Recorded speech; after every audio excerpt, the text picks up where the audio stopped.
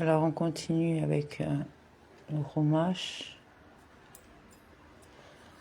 Alors jeudi 27 Av, suite chapitre 14. Tu prélèveras la dîme du produit de ta semence, de ce qui vient d'être annuellement sur ton champ. Décimer, tu décimeras. Quel rapport relatif ce sujet avec le sujet précédent? Le Saint béni soit-il a dit à Israël: ne m'obligez pas à faire cuire les chevaux de la récolte quand ils sont encore dans le sein de leur mère.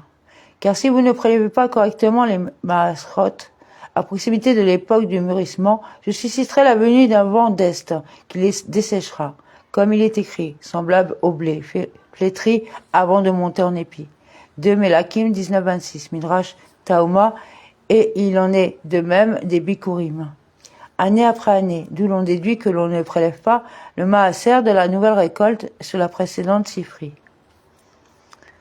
Et tu la consommeras en présence de l'Éternel ton Dieu, dans la localité qu'il aura choisie comme résidence de son nom, savoir la dîme de ton blé, de ton vin et de ton huile, les premiers-nés de ton gros et de ton menu bétail, afin que tu t'accoutumes à honorer continuellement l'Éternel ton Dieu. Tu mangeras.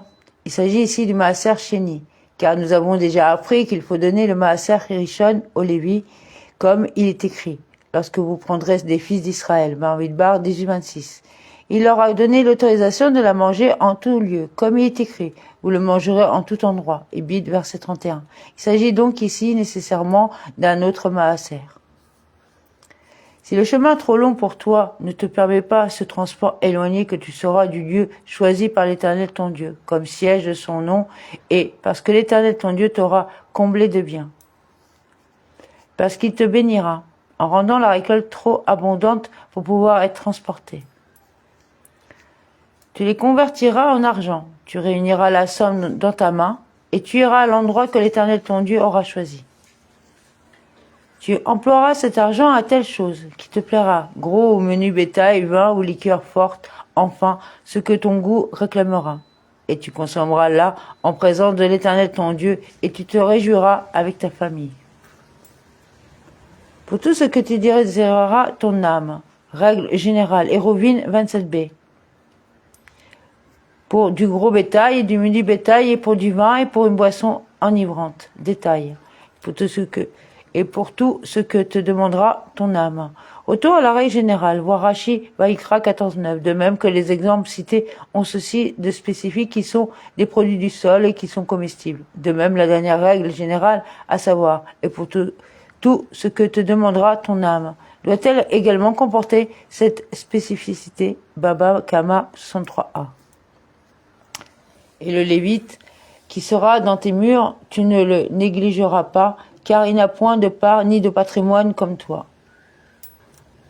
Et le Lévi, tu ne le délaisseras pas, en t'abstenant de lui donner le maaser Rishon, car il n'a pas de part ni d'héritage avec toi, hormis les quêtes, Shikra, Pa, et ce qui est F-Ker, 100 mètres, dans lesquels il a une part comme toi et qui ne sont pas assujettis au maaser, Baba Kama 74b.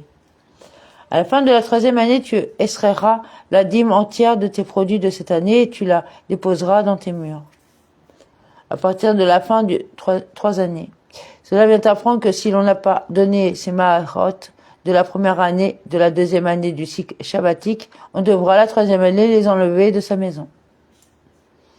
Pour que le Lévite qui n'a point de part ni de patrimoine comme toi, l'étranger, l'orphelin et la veuve qui sont dans tes murs puissent venir manger et se rassasier de la sorte. L'Éternel ton Dieu te bénira en toute œuvre que ta main pourra faire.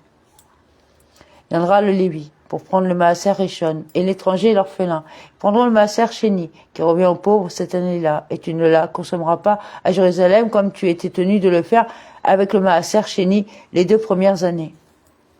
Ils mangeront, seront rassasiés, donne-leur de quoi les rassasier, d'où l'on a déduit que l'on ne doit pas donner aux pauvres moins qu'un demi-cave de blé ou moins qu'un cave d'orge. Hérovim 29a. Quant à toi, tu iras à Jérusalem avec le second maaser de la 2e année que tu avais tardé à apporter, et tu déclareras: j'ai extirpé ce qui est saint de la maison. Infra 26-13. Ainsi que cela sera expliqué dans le paragraphe correspondant. Amen.